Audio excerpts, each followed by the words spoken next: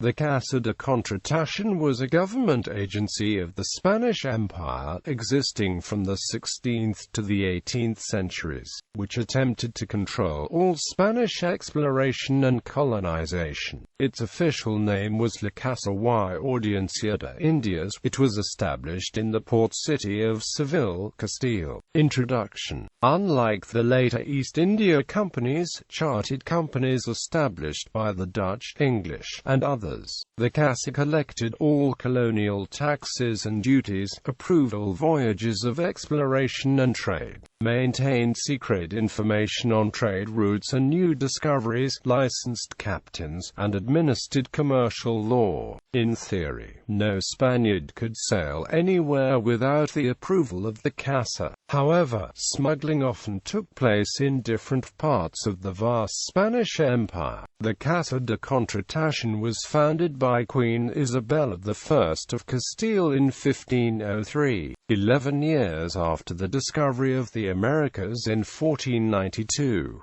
The Casa was the Spanish counterpart of the Portuguese organization, the Casa de India, or House of India of Lisbon, established in 1434 and destroyed in 1755 by the Lisbon earthquake. Operation. A 20% tax, the quinto real, was levied by the Casa on all precious metals entering Spain. The other taxes could run as high as 40% to provide naval protection for the trading ships, or as low as 10% during financial turmoil to encourage investment and economic growth in the colony. Each ship was required to employ a clerk to keep detailed logs of all goods carried and all transactions.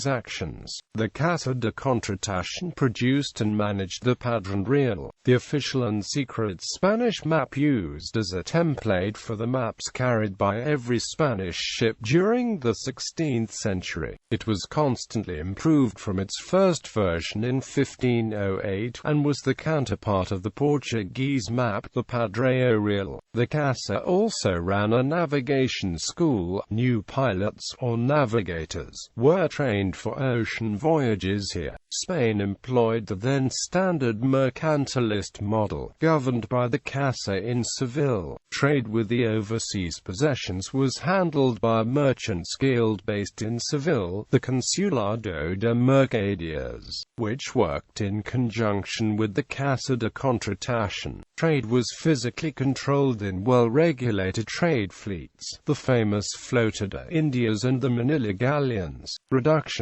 By the late 17th century, the Casa de Contratación had fallen into bureaucratic gridlock, and the empire as a whole was failing, due primarily to Spain's inability to finance both war on the continent and a global empire. More often than not, the riches transported from Manila and Acapulco to Spain were officially signed over to Spain's creditors before the Manila galleon made port. In the 18th century, the new Bourbon kings reduced the power of Seville and the Casa de Contratación. In 1717 they moved the Casa from Seville to Cadiz, diminishing Seville's importance in international trade. Charles III further limited the powers of the Casa, and his son, Charles IV, abolished it altogether in 1790. Mapmakers.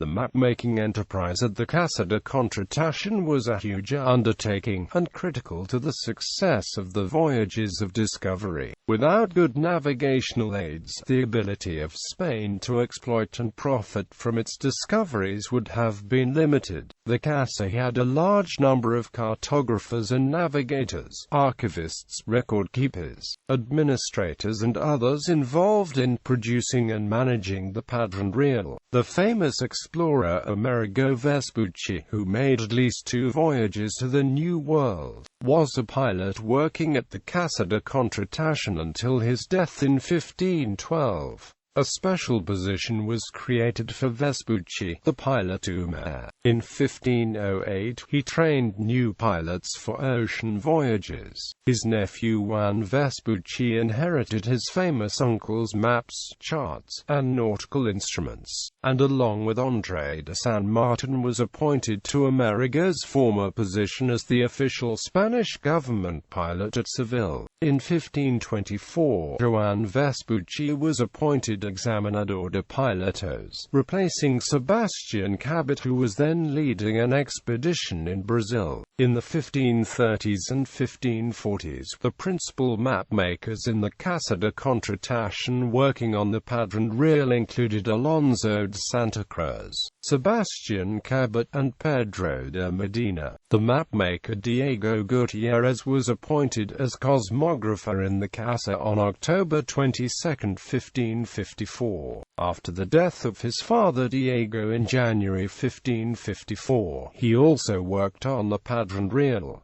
In 1562, Gutierrez published the map entitled America, Descriptio in Antwerp. It was published in Antwerp instead of Spain because the Spanish engravers did not have the necessary skill to print such a complicated document. Other cosmographers included Alonso de Chavez, Francisco Falero, Geronimo de Chavez, Sancho Gutierrez. In the late 16th century, Juan López de Velasco was the first cosmografo cronista of the Council of the Indies in Seville. He produced a master map and 12 subsidiary maps portraying the worldwide Spanish Empire in cartographic form. Although these maps are not especially accurate or detailed, his work represented the apogee of Spanish mapmaking in that period, and surpassed anything done by the other European powers. Cartographers in England, the Low Countries, and Germany, however, continued to improve the skills in making maps and in organizing and presenting geographic information, until by the end of the 17th century, even Spanish intellectuals were lamenting that the maps produced by foreigners were superior to those made in Spain.